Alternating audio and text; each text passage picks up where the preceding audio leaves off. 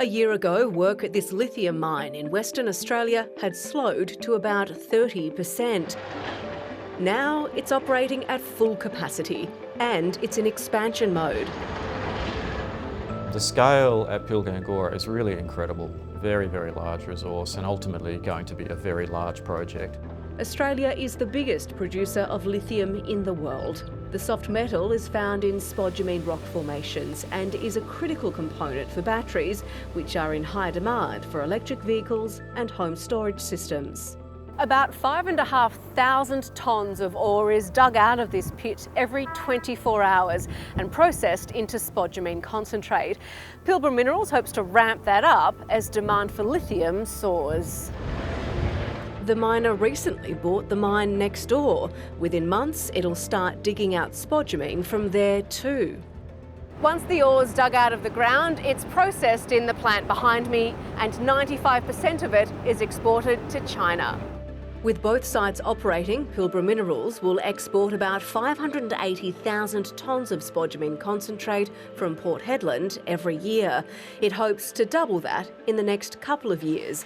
Analysts say the market will need it. We do sort of struggle to find enough lithium to balance the market, particularly towards the end of the decade. Increased demand for lithium has seen prices rise before.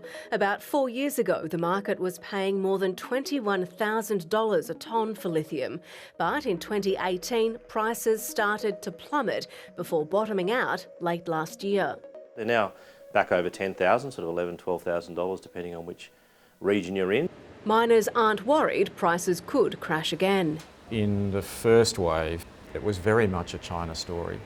It's now become much more of a global story. And in fact, even today, European EV sales are rivaling, China EV sales. 250 kilometres south of Perth at Greenbushes is the largest known hard rock lithium reserve in the world.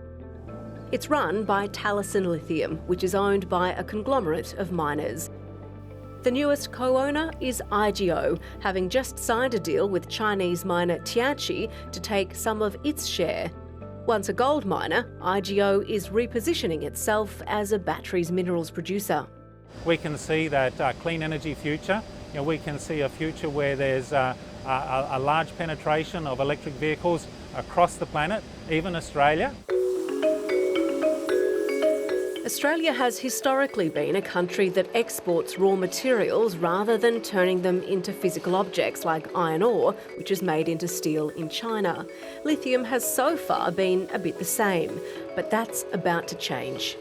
Later this year, the IGO-Tianqi joint venture will become the first operation to export lithium hydroxide, processed right here at Kwinana, south of Perth.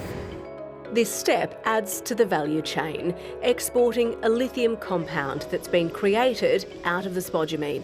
We need to be thinking now to make sure that in generations to come, we have a broad-based society that comprises downstream, comprises manufacturing. This is a spodumene crystal. Other miners want to keep more of the processing onshore too.